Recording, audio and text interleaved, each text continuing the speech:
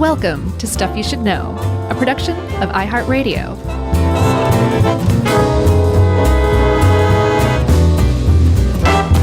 Hey, and welcome to the podcast. I'm Josh, and there's Chuck, and Jerry's here too. Just Mr. Green Jeans and Zipper Face and Madam Lux, all here together, bring you stuff you should know. Who do I get to be this week? You get to pick.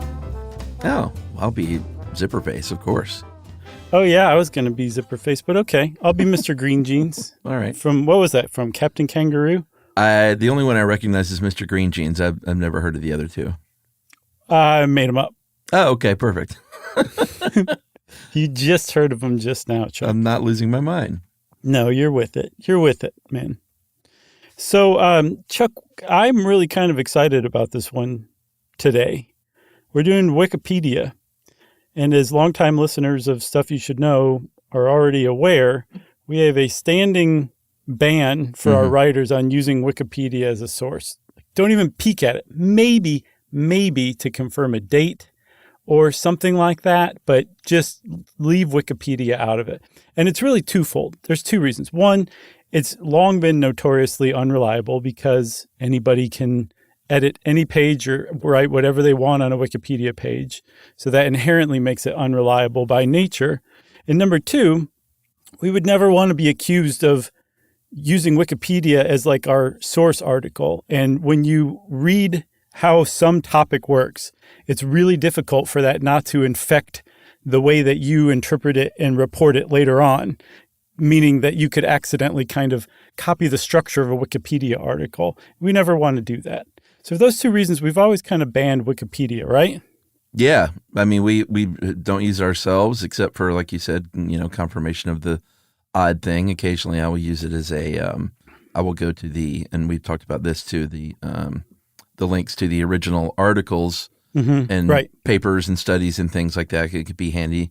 And it's handy in my everyday life, but we've never used it, and that's why it's even though it shouldn't bother me, it still gets under my skin and I don't read reviews that much, but when people say like, all these guys do is sit down and read Wikipedia articles to you. Right. Because people say that. They do say that, and we want them to be able to be wrong. Wrong. The thing is, I have to say this. I haven't decided we need to alter our editorial policies or anything like that. But after researching Wikipedia, I have come to have a slightly different, actually a radically different opinion of Wikipedia as a whole, collectively put together, and just what it is, what it stands for, and just how reliable it is. Turns out, like, our view is maybe a little rooted in pre-2013, 2012, and it may be time to just kind of evolve. But still, again, not touch our editorial policy. Yeah. I mean, I've always... You've always been the one who's a little more grudgy. Oh, I thought that was both of us. I thought we agreed on that. No, I mean, I don't think we should use it for a reference, but I've always enjoyed the site, and I think you've always been a little more, had your nose turned up a little more, which I totally respect. I don't know if I would characterize it as nose turned up. I'm not sure what it is, but I don't know. Is it nose turned up? Is that what I've been doing all these years? Maybe. But hey, you're an educated, smart milk toast about town dude. No, and I think you've always just been a little bit like, no, that's just not for me, which I get. Okay, all right. Well, then I'm here to say I renounce that elitist view, and I am a lot more accepting of Wikipedia and what it is and what it does. All right. Okay. Great. I guess you can call me Saul from now on. Oh wait, Paul. You better. I had it backwards, didn't I? Are you speaking biblically? Yeah. Biblically? Is that biblically? I don't know. Let's not get into that. Okay. We should quickly just go through what it is, and Dave helped us out with this and just a few sort of fun stats at the beginning. But Wikipedia, of course, is an online encyclopedia created or maintained by Wikipedians who are users, just everyday people. So that's what it is. But what it really is the largest reference work ever created, 90 times larger than the 120-volume Encyclopedia Britannica. That's impressive. 62 million articles, 300 plus languages, 4 billion plus visitors a month, edging up toward 300,000 Wikipedians or Wikipedia editors. And that's all I got. But actually, I got one more. I did see, and this was in 2008. So this is a long time ago. There was one computer scientist who estimated that up to that point, there were 100 million hours spent developing and getting Wikipedia up to that point. Wow. Did you mention how many edits are made every second? Nah. Okay, I didn't think you did, and I'm glad you didn't, because this one's my favorite. You like it? This was I think a 2022 estimate. 5.2 Wikipedia edits are made every second. Wow. And each month, 14 million edits are made. And as we kind of talk about how Wikipedia actually works, that will become more and more significant as we go. Yeah, for sure. So, I mean, that's sort of the overview of some stats and how it's defined. But what it really is, and Dave kind of nailed it on the head as far as their ethos, it's kind of a utopian idea and an experiment that people can get on the internet and not just sling insults, but they can get on the internet and create an important volume of knowledge for people. Yeah, I saw a great quote that said, it's a good thing that Wikipedia works in practice because it certainly doesn't work in theory. Oh, interesting. Yeah. And no matter where you are around the world, that's not 100% true, but in a large area, a swath of the world, there are Wikipedias for you in your language about your culture, whether you speak Zulu or Tartar or Sanskrit, Old English, Creole, Esperanto. Haitian, Esperanto, Yoruba, Piedmontese, Yiddish. All of them have their own Wikipedia. There's a lot of different Wikipediae. I'm just adding I to anything plural from now on. That's my new thing. But it's really impressive. Like the idea that people came together and did this for free as volunteers. And now we have, like you said, by far the largest reference work ever created. That's right. A site, and we'll get into all this, the whys of all this, but it's a site with no ads. It is a very lo-fi site that is overseen by the Wikimedia. Yeah, that's right. Wikimedia Foundation. It is funded by donations. I know at times when you go to Wikipedia, everyone but you, that is, occasionally you might see a little a hat out and said, hey, why don't you drop a couple of bucks in this thing if you like using this site? I've donated to Wikipedia. Now I get emails for it, too. Oh, no, see? That's how they get you. You give them an inch and they take a mile, Operating budget of about $168 million a year, which is surprising to me. I didn't know it would cost that much. Oh, I thought that was low. I was surprised. Think? Yeah. I mean, it's one of the biggest websites in the entire world. I think it's number 3 or 5, depending who you ask, for number of visits, monthly visits. Yeah, but for something to be completely created for free, that seems high. I get that. But 165 million of that is Jimmy Wales's compensation. Right. And let's talk about who Jimmy Wales is. That's a lie, by the way, everybody. Yeah, we should get into the history of it and hop in the old Wayback Machine. Oh. Fire it up. We're not going to have to go far, so we don't need much fuel. Trying to be more efficient with our travels these days in this thing. Yeah, we're using hamsters instead of kerosene lately. That's right. So we're going to go back to the mid-1990s when the World Wide Web was just a young babe in the crib.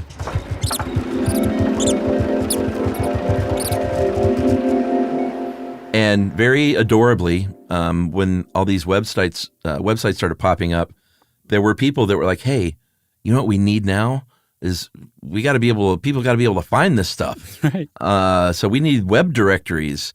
This is obviously before Google was just a very convenient way, or Bing, or your search engine of choice. Don't leave Edge out. Her Edge had come along. So in 1994, Yahoo had a pretty popular web directory going on. And if you're young enough to where you don't even know what that means literally you would go to a page and it would say like sports, entertainment, kind of like a newspaper. Here's all 10 websites on sports. Exactly. And it would list those websites. But then came along a company called Bomis. It was an early .com who said, no, you know what? I think we should do like an open source version of this web directory, and we'll call it a web ring. Yeah, and the whole premise was if you were a part of the web ring, your site was, you would have a little thing saying like baseball or something like that at the bottom of your site, and that was your connection to the web ring. And you could click next, and it would take you to the next site that had been connected to the first site because they're both about baseball or something way more niche than that. And anybody, because like you said, it was open source, could make their own web ring. There were usually webmasters who looked at the sites, approved them, actually put them together. But eventually, as you had more and more sites added to this ring, you had a more and more dense collection of information about one usually fairly niche topic. Apparently, Pamela Anderson was like one of the biggest web rings right out of the gate back in 1996.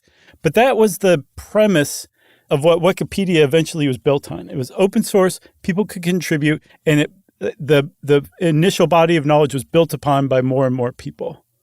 Yeah, and Bomis got popular.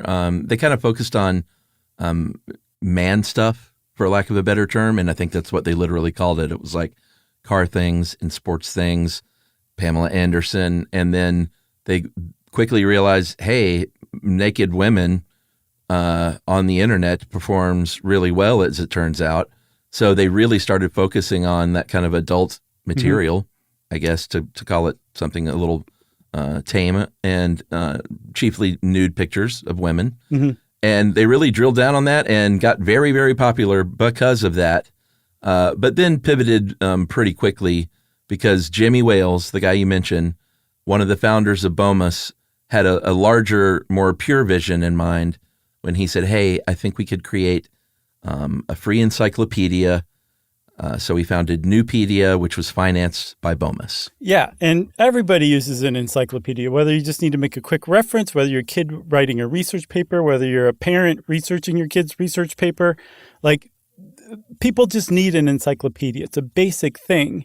So let's create one, and then let's sell ads against it, which is, there's nothing wrong with that. That's what we do. We put out free content, and then there's ads so like that was essentially the basic premise of websites forever, and still generally is, right?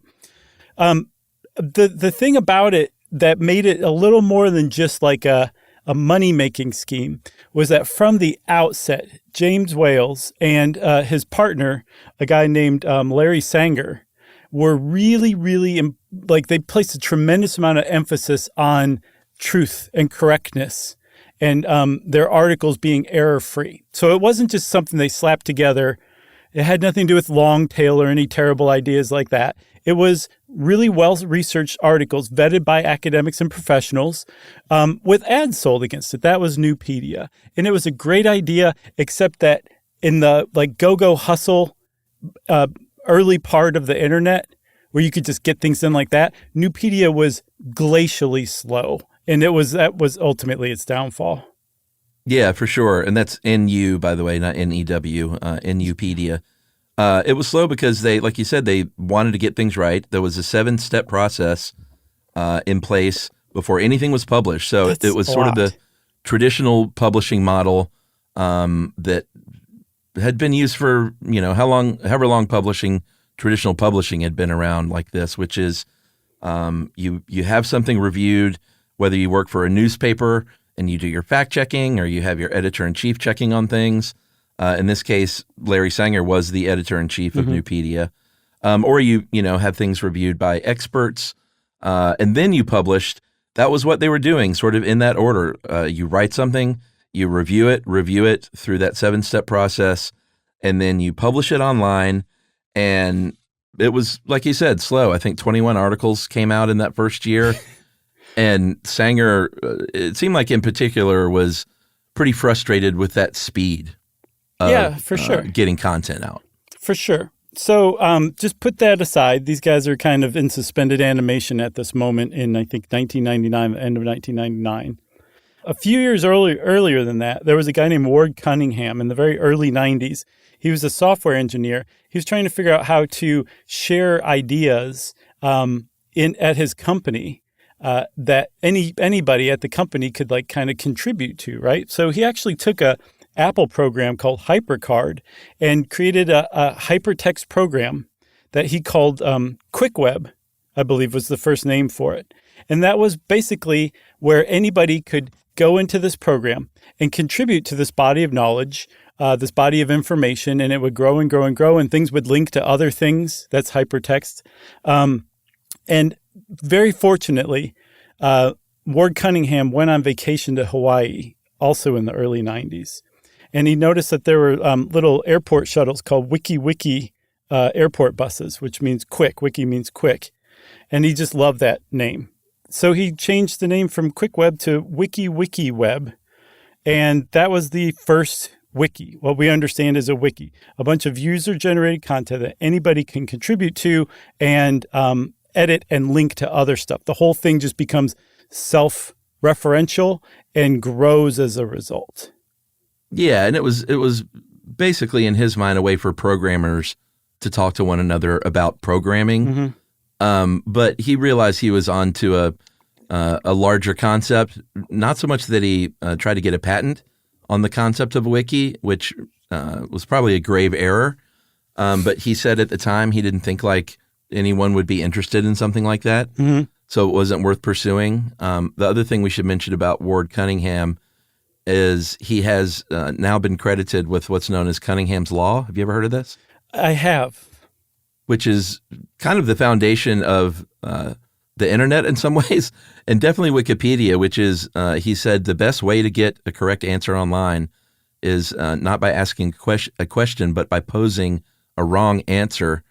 And it was sort of a theory, but it has kind of proved to be true in his mind, at least. And I agree that like when you ask someone something online, it can be very hard or slow to get a correct answer. But if you post something wrong, then people are very, very quick to correct you. And so that was sort of the basis of his Wiki Web with programmers talking to one another. Yeah, and it's preserved at wiki.c2.com, and like I can't make heads or tails of any of it, but it's still there. It's super cute and quaint looking, but it's neat. The usability is really amazing too, especially for what he built it on. That'd be fun if you could go to a year of the internet.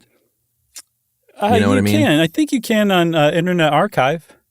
No, I mean like turn your internet into 2000, like 2001 or 1997, and not just read things, but have it just be like from that year and what it was like. I got you. Just give ChatGPT like 3 more months. Right. Yeah, you're probably right. So now we're going to come back to Jimmy Wales, Larry Sanger, and this dispute over who came up with the idea of taking the wiki concept that Ward Cunningham came up with and applying it to the encyclopedia concept that Wales and Sanger had come up with, Newpedia. It doesn't ultimately matter, but just to name check, a guy named Jeremy Rosenfeld was a BOMUS employee. He's the one who Jimmy Wales says came up with the idea of using a wiki. Larry Sanger said he came up with the idea after having dinner with a guy named Ben Kovitz. He says he even remembers that he ordered enchiladas at the dinner. That's how much he remembers it. Either way, regardless, within 2 weeks of that dinner that Larry Sanger had, where he was introduced to the concept of a wiki, Newpedia had become a wiki. And the Newpedia advisory board was like, we don't like this idea. This smells of like brand new stuff and we're afraid of it. And also, what's this whole concept of write, publish, and then review? That's like sacrilegious. Like you can't do that. And so Wales and Sanger said, all right, you guys stay over here with Newpedia. We're going to go over here with our thing. We're going to call it Wikipedia. And Wikipedia, within 2 weeks, was born on January 15th, 2001. Larry Sanger had that dinner on January 2nd, 2001. That's right. And as far as that claim, for what it's worth, the actual Wikipedia article on Sanger confirms that it was him. Well, then it must be true. I don't know if Jimmy Wales just begrudgingly allows that to stay there or not, but everything I saw kind of said it was Sanger. So just like I said, take it for what it's worth. It's funny you mentioned Jimmy Wales begrudgingly just letting it stay there because he was caught very early on in the early days of Wikipedia editing the BOMUS.com Wikipedia entry to remove softcore pornography from it. Say like the word softcore pornography. And he got called out for that. And they were like, dude, that was our foundation at first. But that's a really good example of what's starting to happen at this time around 2001. With Wikipedia. It's brand new, but people are starting to kind of come to it, figure it out, get the hang of it, and become like enthralled by it, and starting to like write articles, edit articles, discuss how to best make an edit. Like it's starting to kind of grow. But it took a truly horrible event for Wikipedia to truly come into its own for the very first time. And I say we take a break, Chuck. That's quite a cliffhanger. Welcome to Stuff You Should Know.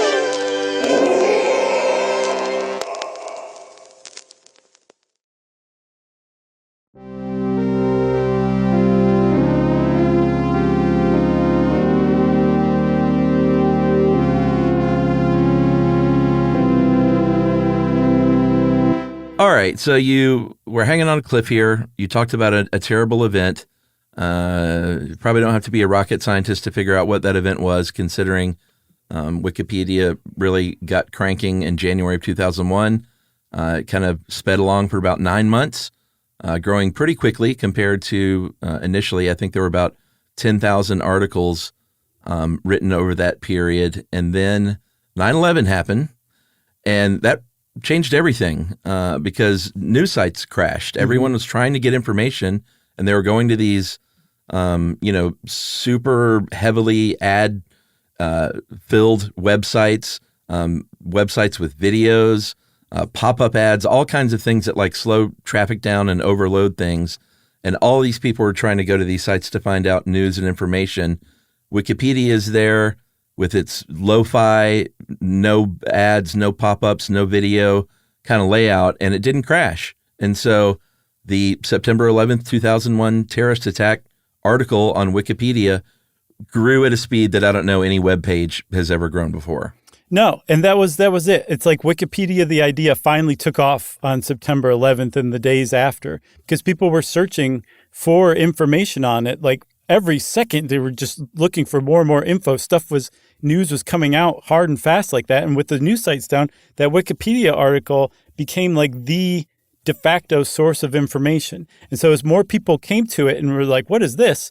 And then kind of figured out right there on the fly how Wikipedia worked, they actually stuck around and started adding to the article, editing the article, discussing like the wording for the article. And that single article on the September 11th, 2001 terrorist attack, that became the cornerstone of how Wikipedia developed. That article did, and all of the discussions. And still today, they archived all the discussions all the way back to the first day. And it is really interesting to see like the arguments and discussions that people got into over that, because it was at the time and then in the years following, it's just always been such a controversial topic and such a sacred topic too here in the United States. Yeah, and not only just the topic, but kind of everything that they were, all the subtopics. And that was where Wikipedia really came to find what it was and what it wasn't, because they were doing things like truly helpful things at the time, like a list of victims, blood drives, and links to where you could go to help and donate and things like that. Mm-hmm. But as that was happening, like you said, it was sort of happening in real time, and their talk page was flooded with people saying, well, wait a minute, I'm not sure. Beyond just like editing, the news and facts, they were like, well, what are we doing here? We need to be truthful and accurate, of course, but do we have stuff like, is this an encyclopedia or not? Like, do we have a list of victims of, I hate to say it, but like people who aren't well known, because an encyclopedia probably wouldn't. Mm-hmm. Would we have links to blood drives? Probably not, because an encyclopedia wouldn't. Mm-hmm. So as they went through those really pretty tough discussions, what Wikipedia wasn't became pretty clear. Yeah, it became what's known as the 5 pillars, which we'll talk about in a second.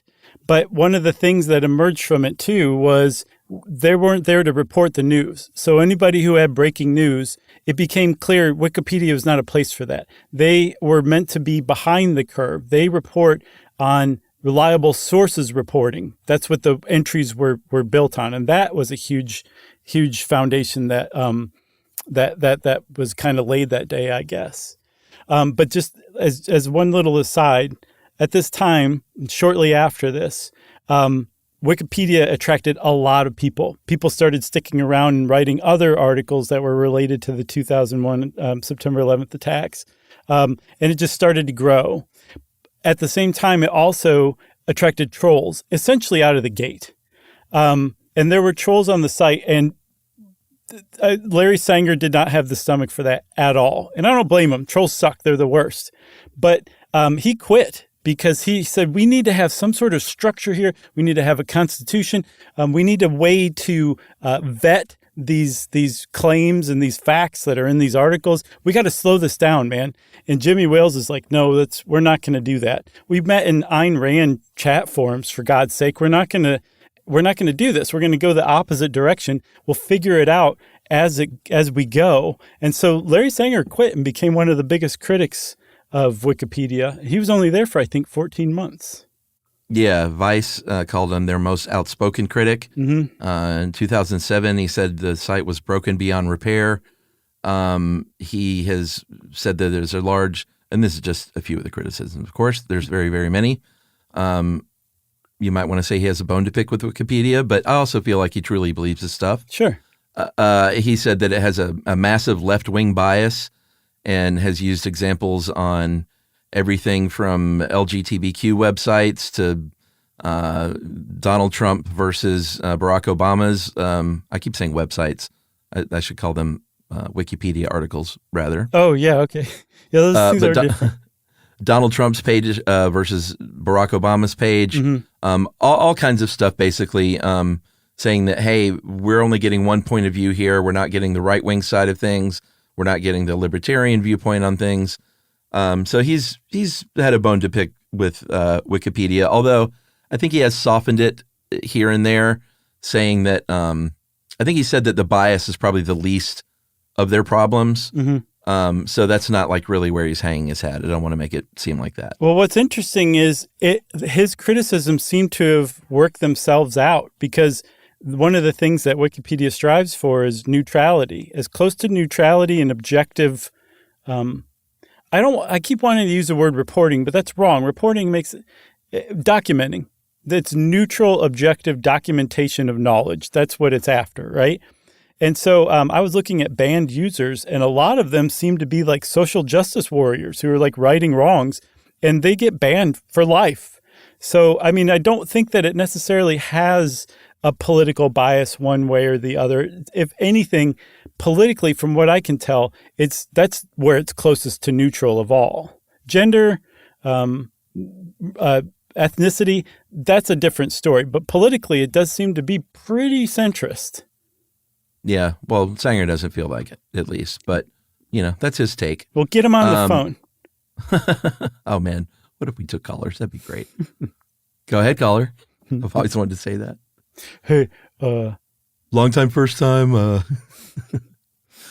So in 2002, Wikipedia avoided what would have been a sea change when they thought about getting ads on the site, and making money, the good old-fashioned web way. And the people of Wikipedia got upset. Users were like, no, this is what makes you guys different. You can't do that. In Spain, there were some Spanish Wikipedians who got so upset they created their own, I guess you would say encyclopedia, Libra, but it's just spelled differently. Mm-hmm. They said, that scared them off basically to where they created their own. And he said, all right, I hear you loud and clear. We'll launch the Wikimedia Foundation. That was pretty early on. It was in 2003. And then they changed from .com to .org. Right. They shut down Nupedia that same year and got together and figured out these 5 pillars that you mentioned earlier, one of which you just referenced, which was neutrality. Yeah. So there are 5 pillars, the fundamental principles of Wikipedia. And a lot of these find its roots in that September 11th, 2001 page. But they've also really been refined and developed over time. And I think we should cut to the last one first, because it really kind of gives it gives you like the right impression when you hear the rest of the rules. And the last one is that Wikipedia has no firm rules. There's no one in charge. there's a group of people who are volunteer administrators who actually can ban you. They actually can delete like entire entries if they feel like that's necessary. But those people are few and far between, and they are meant to like not wield their power. Essentially, no one's in charge. No one owns an article. And there are different competing philosophies about how Wikipedia should be built, how articles should be written, what's truth, what's a reliable source. And these competing philosophies battle one another or engage in conversation and dialogue with one another on the talk page for these amazing, like the really well-written, well-researched articles or entries that people like really care about. There's really fascinating discussions about, just wording, like just what word to use, or this word doesn't quite fit, or what's a reliable citation. And that the reason why it works is because it will constantly evolve in that setup. There's no rigidity. It's like whatever philosophy wins out in that one specific disagreement over that one specific edit on that one specific entry. And then the next time it may have a completely different outcome. But collectively as a whole, that leads to the neutrality that we referenced earlier. That's right. So that's, I guess, 5 and 2. Pillar number 1 is that it's an encyclopedia, which speaks for itself. Sure. Number 3 is that it's free. And that, also kind of part 3, because you said that no one owns a Wikipedia article. Right. I imagine that can be tough at times if you have created an entry that is very, very niche that you knew a lot about and you care a lot about. I imagine it can be very tough to sort of hand that over and say, okay, like I guess anyone can change this. Right. So that must be hard, but still a pillar. And then number 4 is editors should treat each other with respect and civility. Mm-hmm. I'm sure that we know that has gotten out of hand because there's been reports of bullying within the what are they called? Wikipedians. Mm-hmm. But the pillar at least is to avoid these edit wars and work with your fellow editors instead of against them, to not bully, to have patience with new editors and things like that, and try and foster like kind of a different community for what usually happens online. Yeah, and what's amazing is it generally works. The whole premise of that pillar is assume good faith. That it's such an important point that it's abbreviated as AGF, and that is that if you see somebody adding some dumb fact that's clearly a conspiracy theory, as if it's fact to some article, don't take that act as a like they're willfully trying to harm that article or hurt Wikipedia or personally insult you. What they're doing, probably if you assume good faith, is in their mind, they think they're actually helping Wikipedia. They're helping the site. They're making this entry more legit, even though they're totally, completely wrong. So if you come at it from that premise where you assume good faith, then that's where it's least likely to devolve into an argument or name calling or threats or wiki bullying. And that seems to be like the case or the place that the editors that I saw will go from, like that whole assuming good faith first part. A lot of them do. Not all of them, obviously, because it's the internet. For sure. All right. I say we take another break and come back with blocks and bans and whether or not Wikipedia is truly reliable. Does that sound good? That sounds great, Chuck. All right. Welcome to Stuff You Should Know.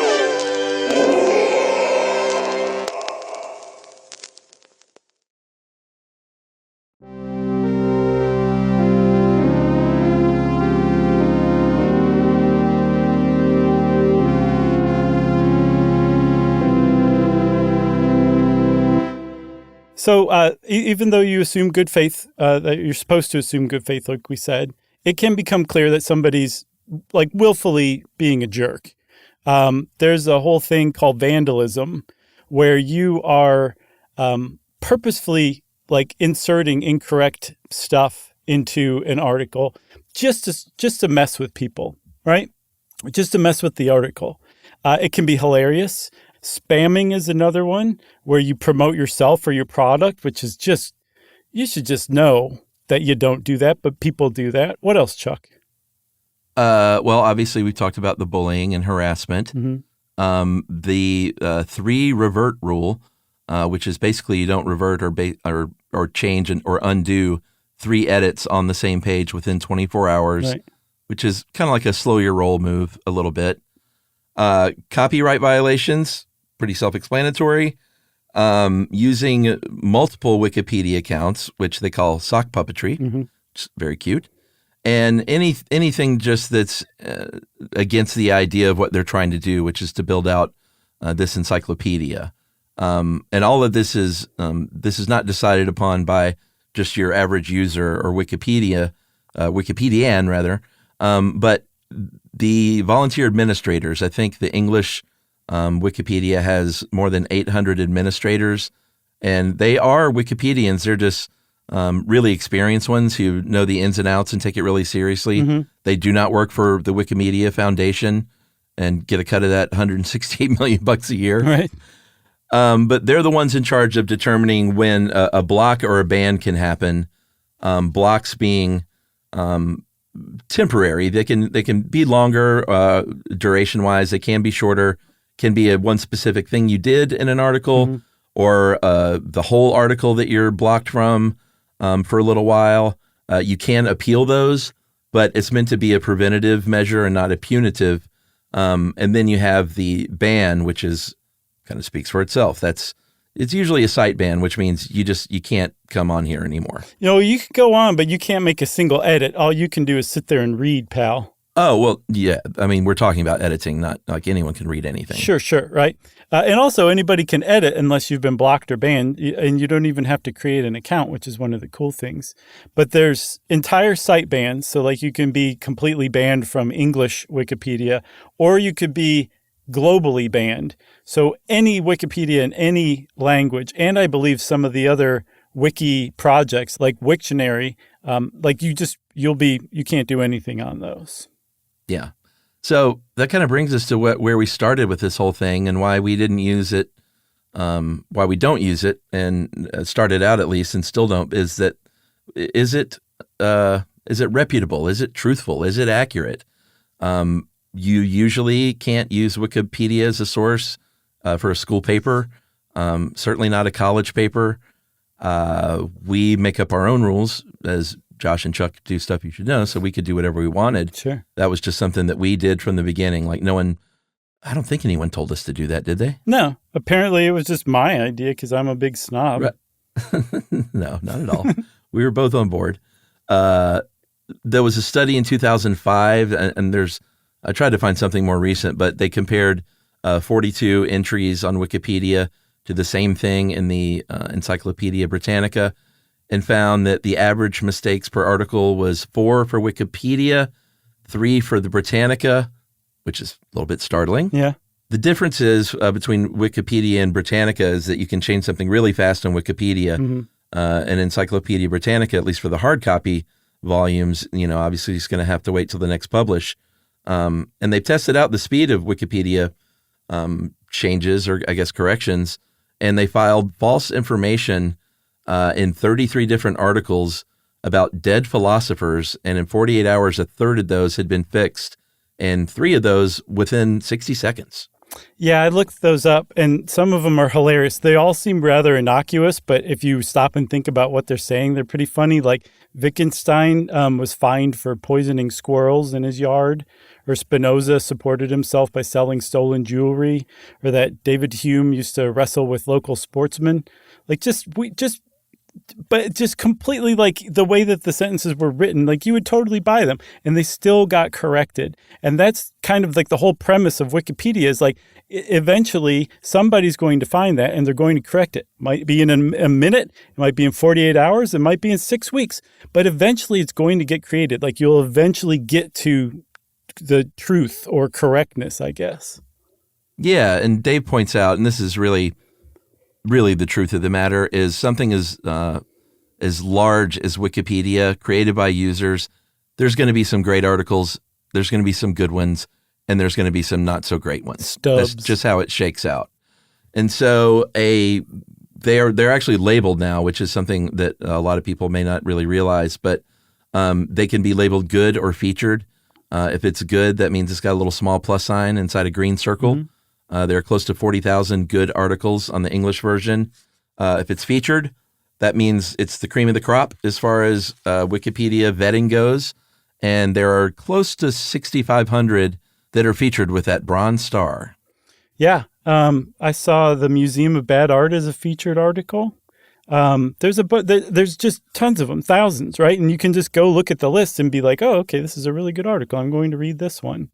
Despite all that, I think the featured articles represent 1 out of every 1,050 articles on the site. It's a very low percentage. And because of that, Wikipedia even says Wikipedia is not a reliable source. They say it. It's expressed on their website. And you can't actually use a Wikipedia entry as a citation on another Wikipedia entry. You link to other stuff. You can hyperlink it, but you can't use that to prove or support that sentence or that fact or whatever. And there's one of the reasons why was kind of perfectly captured by that amazing comic XKCD. And they coined the term cytogenesis, where somebody can put in a fake fact on a Wikipedia page and then go to that Wikipedia page to prove that their fact is correct, right? So it's like this snake that eats its tail. And there's actually a example of that. There's an Australian duo called Peking Duck, and one of their fans got backstage because he inserted his name as a relative of one of the band members and showed it to like the guy who was guarding the backstage and ended up getting backstage because of it. Isn't that amazing? Pretty amazing. I love that story. And apparently Peking Duck, they said it was a genius mastermind move. So I guess they appreciated it too. So, we mentioned bias earlier with politics, but the real bias comes in, like you mentioned at the beginning, with kind of who these Wikipedians are. 87% of these editors are men and 89% are white. That means 176% are white men. Half of them are in Europe and 20% live in North America. So unsurprisingly, you're going to have some gender bias playing out. I think less than 19% of the English language biographies are about women. And those are also the articles that are most often flagged for deletion as being, not notable enough. And they've combated this over the years in different ways. They get together sometimes and organize edit-a-thons where they try and boost content about women and minorities, people of color, ethnic diversity, like anything like that. They could have an edit-a-thon about to try and, bring more of a light onto those groups. Yeah, and we have to say that whole idea, that premise that Wikipedia is unreliable, it seems to basically find a single source initially. There's a journalist named John Seigenthaler who had a joke entry made about him. He was an advisor, I think, to Bobby Kennedy. And the hoaxer wrote that he was a suspect in the assassination of Bobby Kennedy and John Kennedy. And John Seigenthaler heard about this, and he did not find that funny at all. He just happened to be one of the founding editors of USA Today. So he took to the pages of USA Today and completely excoriated Wikipedia and called it out as a completely unreliable, irresponsible research tool, right? That was 2005, and that really kind of laid the foundation for Wikipedia's bad reputation for a while. But if you go onto the Wikipedia entry about Wikipedia, which I admit I read some of, they even say around starting sometime in about the 2010s, that reputation started to get shed. And we're finally reaching the point today where people are saying, go use Wikipedia, just use it as like a introduction to your topic and then go out and do further research. So it's really kind of come into its own 20 years on. That's right. If you want to get into editing, there are tutorials. There's an introduction tutorial of how to do everything from creating things from scratch to editing. I mean, good luck creating something from scratch and finding something that doesn't exist already at this point. And if you want a gamified version, you can check out the Wikipedia Adventure to help with your tutorial. And they also have a help desk and the Tea House, which is where new editors can learn the ropes in a friendly manner. Yeah, and I think just going on the talk page of any article will kind of familiarize you with what you should be doing if you want to contribute. But do contribute. It's nice. I said it's nice. I don't think Chuck has anything else because he didn't respond. So I think that means it's time for listener mail. I'm going to call this bonsai inspiration. It's very cool. Hey guys, a few years ago, you did the bonsai episode. My dad and I listened to it. Became very inspired. I have a horticultural degree from USU. That's Utah, by the way. He thought I might be interested too, so as father and son, we began working on trees. Fast forward to today, we have 30 different trees. We've lost a few along the way, but have learned so much.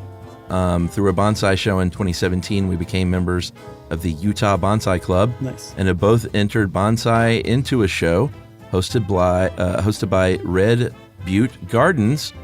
Who would have thought that a simple podcast could have inspired my dad and I to do this and go this far with it? I would love to give my dad a shout out. He turned 60 this year, proud of him and what we've accomplished. That is from Nathan Staker in Utah and his pops, Mr. Brent Staker. Nice. Congratulations, Nathan and Brent. That's pretty great. We love inspiring people. Beautiful trees. Very beautiful. If you want to be like Nathan and Brent and let us know how we inspired you to do something cool, we love that kind of thing. You can send it in an email to stuffpodcast@iheartradio.com. Stuff You Should Know is a production of iHeartRadio. For more podcasts from iHeartRadio, visit the iHeartRadio app, Apple Podcasts, or wherever you listen to your favorite shows.